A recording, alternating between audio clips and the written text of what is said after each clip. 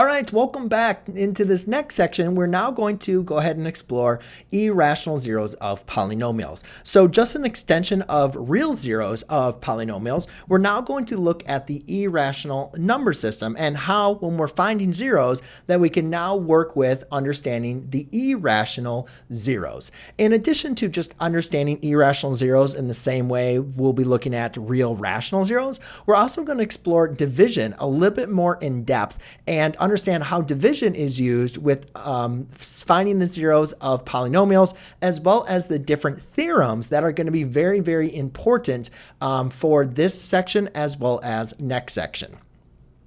All right, but let's first go ahead and just explore why do we have irrational zeros and where do they come from. So kind of going piggybacking off of the problems that we did last section when we're just trying to find the solutions to some generic basic equations.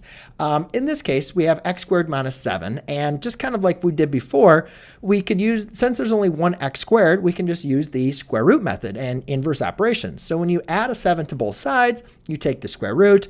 You recognize, though, that we cannot take the square root of 7. It is not a rational number. I'm sorry, it's not a square number. So you're going to have what we call an irrational solution. And again, just like before, we're going to have a plus or minus. So it's going to be x plus square root of 7 and x equals negative square root of 7.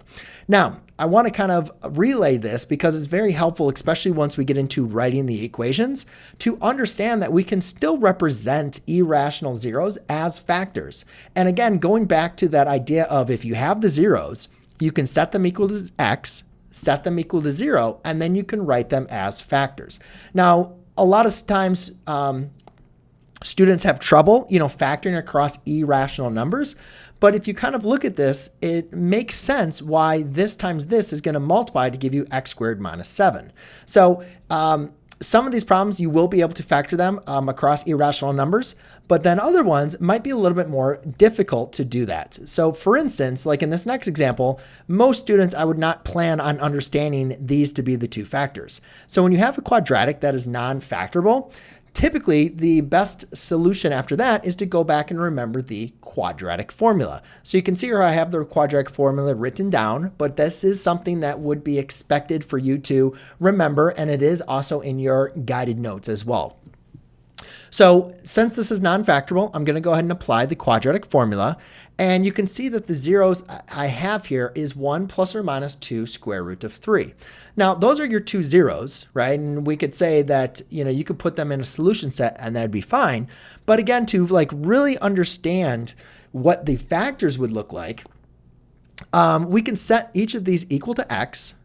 And then again, when we have a factor equal to x, you set them equal to 0, and then these would be your two factors. And I know they look really, really weird, but this will just be very helpful as we get into writing the equation in the next video, that you understand why we have these irrational solutions written like this and how we can go from, zeros that look like this to an equation that looks like that. And you can see it does actually indeed work out. So there's nothing wrong with having irrational solutions, and they still can be factorable, but a lot of times we're going to want to rely on using the quadratic formula to go ahead and help us for that.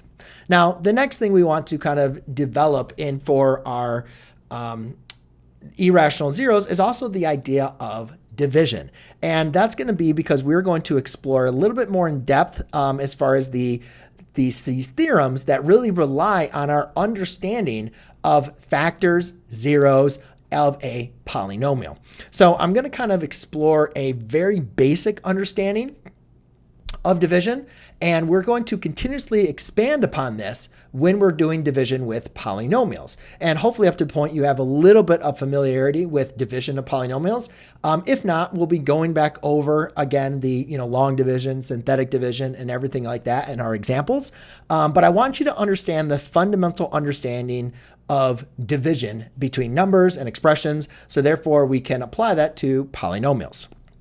So working on something that is very basic, if I gave you this expression that if 3 is a factor of 12, then.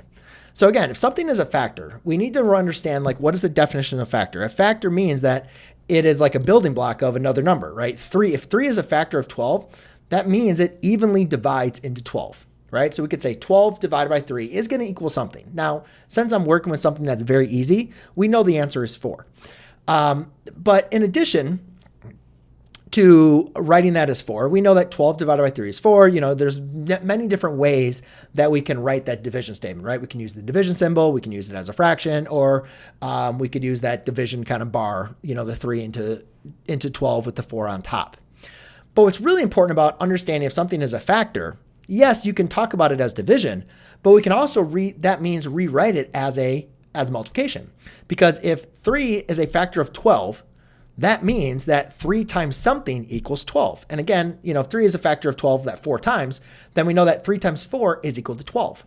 And if 3 times 4 is equal to 12 and 3 is a factor, that also means 4 is a factor. And what I'm trying to really bring together for you is we've been practicing factoring down polynomials. We've been practicing writing a polynomial as a product of its linear factors. And so when we have a polynomial broken down into its factors, each and every one of those factors obviously is a factor of the polynomial. Meaning, just like the number 3 and 4 divide into 12 evenly, all of those factors evenly divide into that polynomial. And this is just going to be something that is really important for us to understand finding all of the zeros, because yes, a lot of the problems that we're going to work with are going to be factorable. You are going to be able to factor the polynomial down and find the real rational zeros, find the irrational zeros, and so on and so forth. However, there's going to be problems that we're not going to know how to factor, or they will not be factorable, at least under the techniques that we have available to us. So therefore, we're going to have to understand that if we divide a factor into the polynomial, that is just further breaking down that polynomial, and we could maybe factor it from there or further break down the polynomial. So that's what we're going to kind of further explore in this unit and or in this section. Just make sure that you go ahead and look at the guided notes to get a full understanding of the theorems as well as the process of using division. So therefore, when we get into the process video in the next video, things will start to make a little bit more sense as far as what I'm doing and why I'm doing. All right, guys, I will see you in the next video.